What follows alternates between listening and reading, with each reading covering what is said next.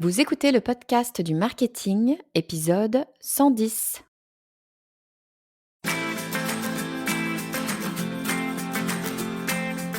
Bonjour et bienvenue. Je suis Estelle Ballot et je suis ravie de vous recevoir sur le podcast du marketing. À chaque épisode, je vous propose d'analyser les techniques marketing qui marchent, pas à pas et très concrètement, pour développer votre activité.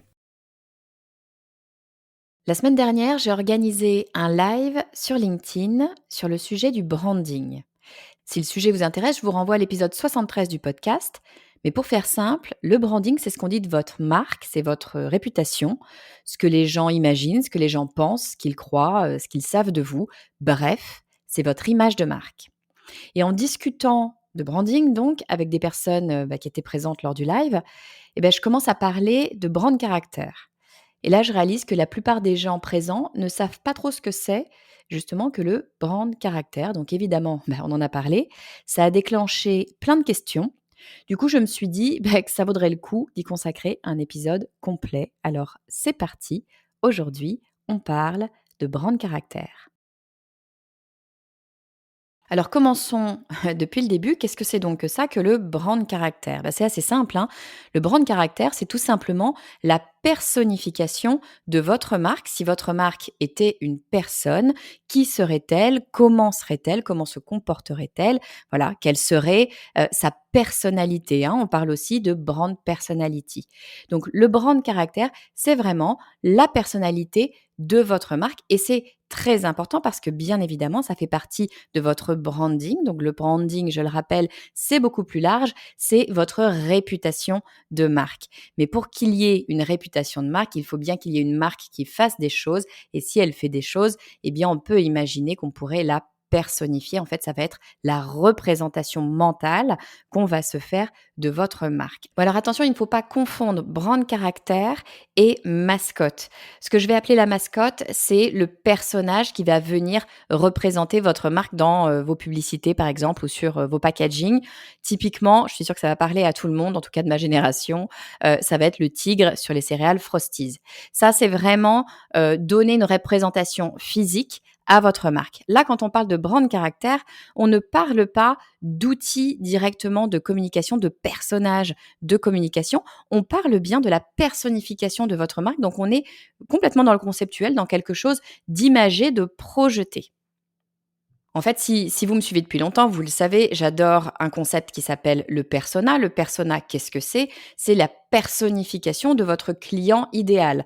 Si vous aviez à définir votre client idéal, qui serait-il? Qui serait-elle? Qu'est-ce qu'il ferait? Où est-ce qu'il habite? Quels sont ses amis? Et cetera, ses habitudes. Là, c'est la même chose, mais de façon inversée. En fait, vous prenez le persona. Donc, le persona, c'est la personnification de votre client. Eh bien, vous faites exactement la même chose en miroir de l'autre côté, la personnification de votre marque.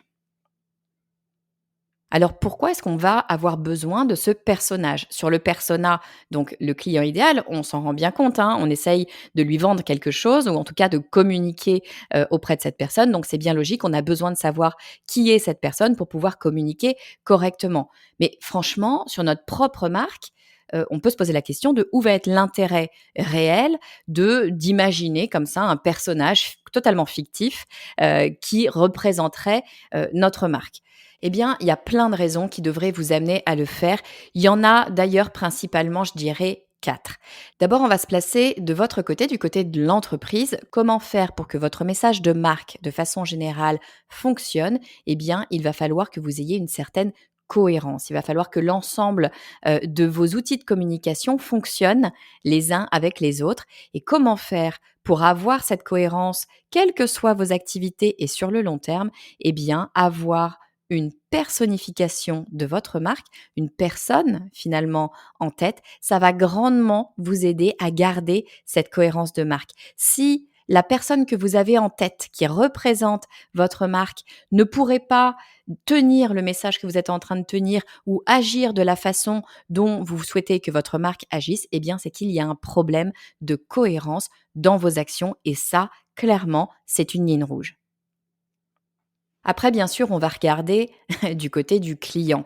Pourquoi est-ce que c'est important d'avoir un brand caractère? Eh bien, parce que ça va permettre à vos clients, votre audience de façon générale, vos futurs clients, de bien comprendre qui est votre marque et même d'avoir le sentiment de connaître votre marque, tout simplement. Si vous, vous êtes capable de créer ce brand caractère et que vous êtes capable, quelque part, de l'infuser dans vos messages, dans vos communications, eh bien, votre audience va comprendre, va avoir cette même vision de votre brand caractère et ça va lui donner le sentiment tout simplement qu'elle peut s'adresser à votre marque et donc elle va avoir le sentiment bien de connaître personnellement votre marque, ce qui change tout, hein, vous en conviendrez, dans la relation client. Deuxième élément pour le client, ça va lui permettre tout simplement de s'identifier à la marque. Alors évidemment, hein, votre brand caractère, il y a de bonnes chances qu'il ait des points communs avec votre persona. Hein. On va bien évidemment essayer d'aller chercher une personnification qui va avoir des valeurs communes, une façon d'être, une façon d'exister, une façon de vivre qui va être en commun avec votre persona, c'est-à-dire votre client idéal, bien évidemment. L'idée ici, c'est qu'il y ait une forme d'identification relativement aisée. Maintenant, ça ne veut pas dire que votre persona égale votre brand caractère. J'ai même envie de dire que dans la très très grande majorité des cas, c'est deux personnes qui pourraient être amies, mais quand on est amis, ça ne veut pas dire qu'on est des clones. Et typiquement, ce qu'on va aller rechercher lorsqu'on est un client idéal, hein, alors mettez-vous à la place de votre client idéal, ce que cette personne va aller rechercher dans votre marque, eh bien, c'est peut-être des éléments de confiance, donc de se retrouver en cohérence avec cette personne, bien sûr, mais c'est peut-être aussi d'être la personne qu'il ou elle souhaiterait être. Donc d'avoir cette différence, ce petit truc en plus qui fait un petit peu rêver, qui donne envie, où on se dit: «Ah, j'admire cette personne, tout simplement, j'aimerais, pourquoi pas être comme elle». Ça, ce sont des éléments intéressants de projection de votre persona. Donc là, on est dans une espèce de double projection, hein, de projection de votre persona, qui votre persona souhaiterait devenir. Et puis, troisième élément extrêmement important, le fait d'avoir un brand caractère, d'avoir personnifié votre marque, eh bien, ça va permettre à votre client, vos futurs clients, de rentrer littéralement en contact avec votre marque. Le fait de personnifier, ça permet de laisser place à l'émotion et donc de permettre la véritable relation. On n'est pas dans quelque chose de robotique avec une marque, on a des éléments émotifs qui vont rentrer, en jeu potentiellement, de l'affection ou en tout cas vraiment des sentiments envers cette marque. Donc ça, qu'est-ce que ça fait? Ça va pouvoir créer donc cette relation. De cette relation va se créer la confiance et de la confiance va se créer la fidélité. Donc c'est vraiment sur la base du brand caractère que vous allez pouvoir avoir des clients qui vont rester dans la durée auprès de vous. Bon, alors je vous entends, vous me dites: «Mais attends Estelle, ton truc là, c'est super important, c'est génial, il me faut absolument un brand caractère là, maintenant, tout de suite pour ma marque, comment je fais?»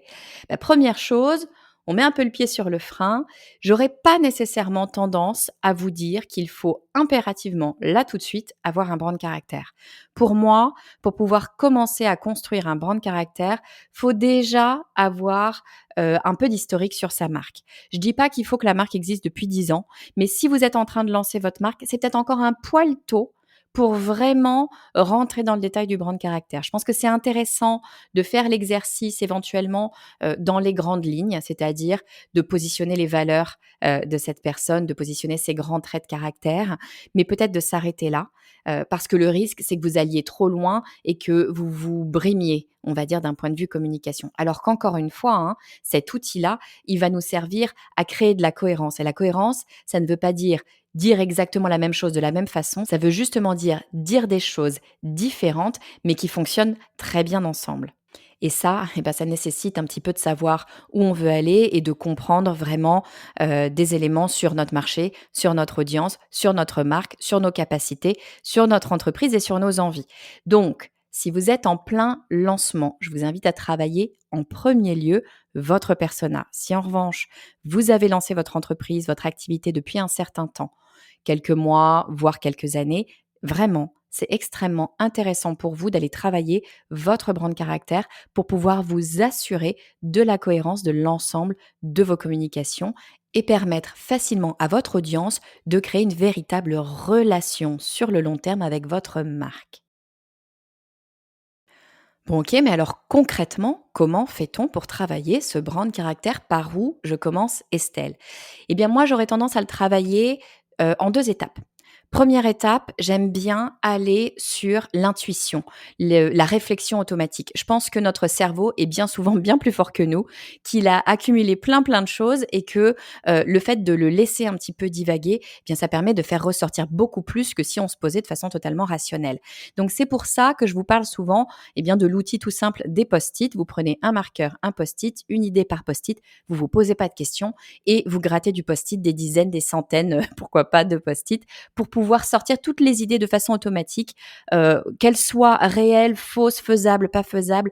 À la rigueur, on s'en fiche complètement. C'est ce qui s'appellera la purge, hein. Votre cerveau a besoin un petit peu de se libérer des contraintes pour pouvoir avoir une certaine créativité et avoir accès pas à l'inconscient parce qu'on va pas aller jusque-là, mais en tout cas à des choses qui sont un petit peu cachées dans votre esprit et qui sont vraiment bien souvent extrêmement intéressantes. Donc travailler de façon comme ça automatique à vous dire, eh bien, si ma marque était une personne, qui serait-elle? Et là, vous pouvez décliner tout simplement plein de questions, hein.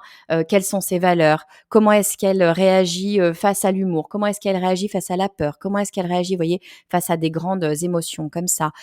Comment est-ce qu'elle est en société? Est-ce que c'est quelqu'un qui aime vivre en groupe ou est-ce que c'est quelqu'un qui est plutôt introverti?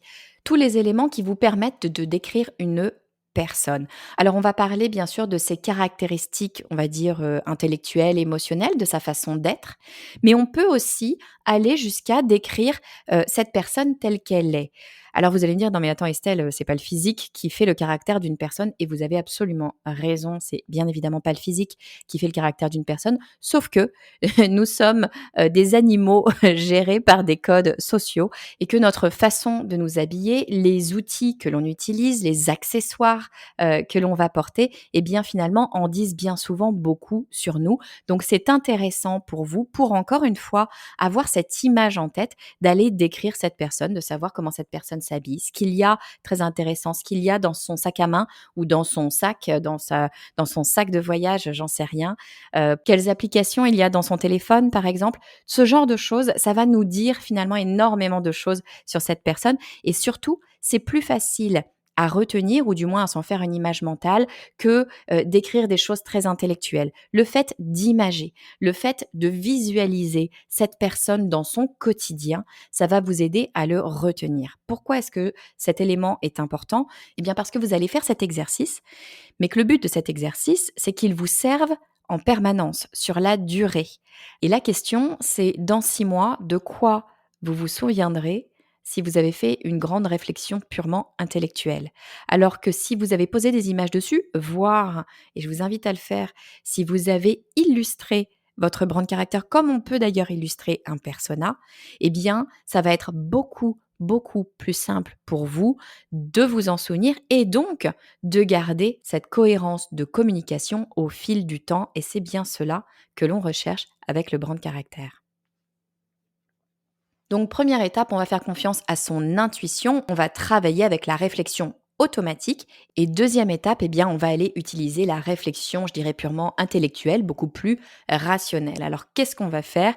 Eh bien, je le disais en intro, hein, le brand caractère, ça va faire partie de votre branding, hein, donc de vos actions globales de communication de l'ensemble de votre marque. Moi, ce que je vous propose de faire, c'est de prendre ce brand caractère que vous avez commencé à travailler de façon un petit peu automatique et puis de le mettre en face de vos actions de communication. Reprenez toutes les actions de communication que vous avez mises en place jusqu'à maintenant. Reprenez les posts que vous avez peut-être écrits sur les réseaux sociaux, les emails que vous avez envoyés, les publicités, pourquoi pas, les visuels, votre logo, tous les éléments qui font que votre marque est ce qu'elle est et tous les éléments qui mettent en relation votre marque avec votre client. Reprenez-les, mettez-les autour de vous et regardez en quoi cela fonctionne et ce que cela dit sur le personnage qu'est votre marque. Et avec ces éléments-là, eh bien, vous allez venir affiner finalement la réalité qu'est votre marque, parce que ce que vous avez vu de façon intuitive, c'est peut-être ce que vous souhaiteriez avoir comme marque.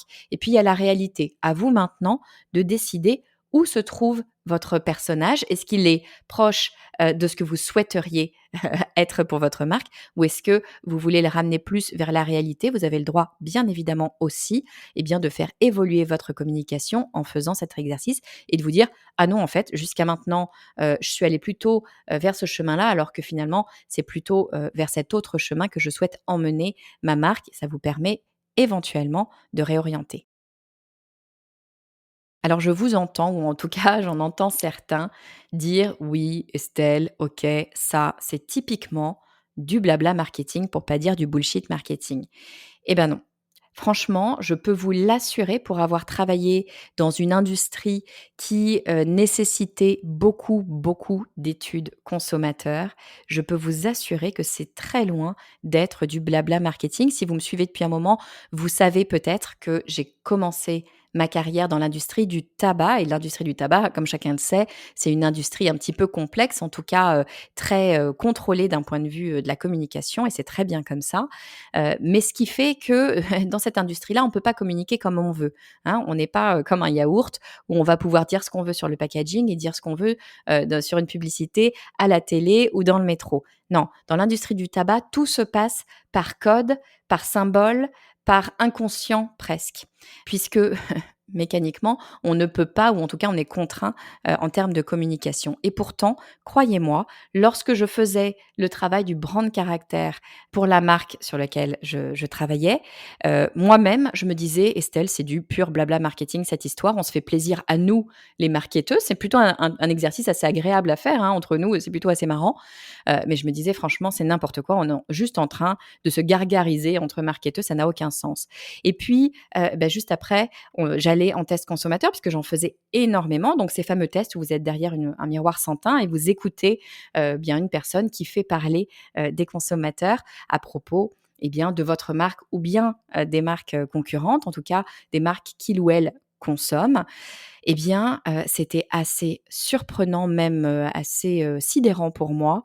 Le brand caractère que j'avais absolument créé. Attention, hein, je l'avais pas inventé moi, je me basais sur tout ce qu'était et tout ce qu'avait été la marque dans le passé. Mais c'est bien moi qui l'avais rédigé, ce brand caractère, alors qu'on ne pouvait pas avoir de communication télé, puisqu'on était, sur ce marché-là, en l'occurrence en France. Alors que la seule communication qu'on avait, c'était quelques tout petits éléments en point de vente, c'est-à-dire dans les bureaux de tabac. Autant dire que c'est surchargé, un bureau de tabac, on voit pas grand-chose, et simplement le paquet de cigarettes. Donc si vous visualisez un paquet de cigarettes, c'est quand même pas bien gros. Eh bien, les consommateurs arrivaient à ressortir précisément l'histoire qu'on avait dans notre brand caractère. Et ça, qu'est-ce que c'est? C'est tout simplement le signe que la communication, l'ensemble des efforts de communication que vous faites actuellement et que vous avez fait dans le passé sont cohérents et racontent une même histoire. Et ça a donc un intérêt énorme, parce que c'est ça qui va vous permettre de continuer à être sur cette histoire et de ne pas faire d'énormes faux pas de communication qui viennent vous casser complètement votre image de marque. Alors je résume, qu'est-ce que c'est donc que ce brand caractère? Eh bien, ce n'est rien d'autre que la personnification de votre marque, au même titre que vous personnifiez votre client idéal au travers du persona. Eh bien, faites le travail à l'inverse et travaillez-le pour votre marque. Ça vous permettra, eh bien, d'assurer la cohérence de votre marque et de l'ensemble de vos communications. C'est extrêmement important pour construire une marque forte. Et puis d'un point de vue du client, ça va l'aider finalement à avoir le sentiment de comprendre votre marque, et voire même de la connaître. Et puis, l'idéal, bien sûr, c'est que votre client puisse quelque part s'identifier à cette marque, hein. C'est ce qui va permettre de créer une véritable relation, de se sentir proche de la marque. Et pour ça, eh bien, il faut que la personnification de cette marque soit en concordance avec le persona, probablement, mais et également des éléments différents, tout simplement parce qu'on essaye ici d'être amis et que vous n'êtes pas les clones de vos amis. Chez vos amis, il y a des éléments probablement que vous admirez et puis il y a aussi d'ailleurs des failles, on n'en a pas parlé mais on aurait pu le dire. Vous pouvez avoir aussi des failles dans votre brand caractère et ce sont les failles qui rendent les gens attachants. Quatrième élément important du brand caractère, eh bien, ça permet tout simplement de se faire confiance. Dès lors qu'on a une véritable relation, dès lors qu'on est face à une personne, dès lors qu'on a des émotions, c'est là que la confiance entre en jeu. Donc, en fait, vous allez pouvoir créer une relation sur le long terme avec vos clients parce que vous avez un brand caractère qui correspond à ses attentes. Alors, comment est-ce qu'on fait pour créer un brand caractère? D'abord, on se pose la question de savoir si c'est le bon moment. Si on vient de lancer sa marque, très probablement, c'est peut-être encore un tout petit peu tôt pour travailler le brand caractère, mais dans un second temps, ça sera vraiment un élément extrêmement intéressant. Et comment est-ce qu'on va faire pour le travailler? Moi, je vous propose de le faire en 2 étapes. Première étape, laissez parler votre intuition, travailler de façon automatique pour faire ressortir tout ce qui existe déjà dans cette marque. Et puis, deuxième étape, venez rationaliser l'ensemble avec la réflexion que vous pouvez avoir de vos communications passées et de vos communications actuelles. Et puis, quand vous regardez tout ça, eh bien, vous avez le droit tout simplement de vous dire de quoi j'ai envie pour ma marque. Est-ce que je veux rester exactement sur ce chemin ou est-ce que je veux le faire un petit peu pivoter? C'est le moment de le faire. Alors le brand caractère, c'est un outil, bien sûr, c'est un outil marketing et c'est un outil qui se positionne au sein, d'un autre outil plus large qu'on appelle la plateforme de marque. Alors la plateforme de marque, c'est vraiment le socle de votre communication. C'est un document, j'ai envie de dire, ou en tout cas vous allez documenter tous les éléments qui vont vous permettre de communiquer. La plateforme de marque, c'est un gros morceau. Si ça vous intéresse, dites-le moi en commentaire, de cet épisode ou par LinkedIn ou par email ou ce que vous voulez, mais faites-le moi savoir et puis je ferai un épisode dessus avec grand plaisir. Alors, puisqu'on parle d'épisodes à venir, le prochain épisode, justement, sera sur un thème que je n'ai absolument jamais abordé jusqu'ici, puisque c'est un thème que je ne maîtrise pas du tout. Il s'agit de TikTok. Ben oui, il y avait bien un moment où j'allais vous parler de ce réseau social qui n'en finit pas de grandir. Alors moi, personnellement, je suis très loin d'être une spécialiste de TikTok, mais bien sûr, comme d'habitude, j'ai fait appel à un expert de ce réseau social qui va venir tout nous expliquer comment ça marche pour nous et pour nos marques. Et puis d'ici là, si vous voulez qu'on reste en contact, eh bien, je vous propose de me rejoindre sur mon réseau social favori, c'est-à-dire LinkedIn. Vous me trouverez sous mon nom, Estelle Ballot. Je vous dis à très vite.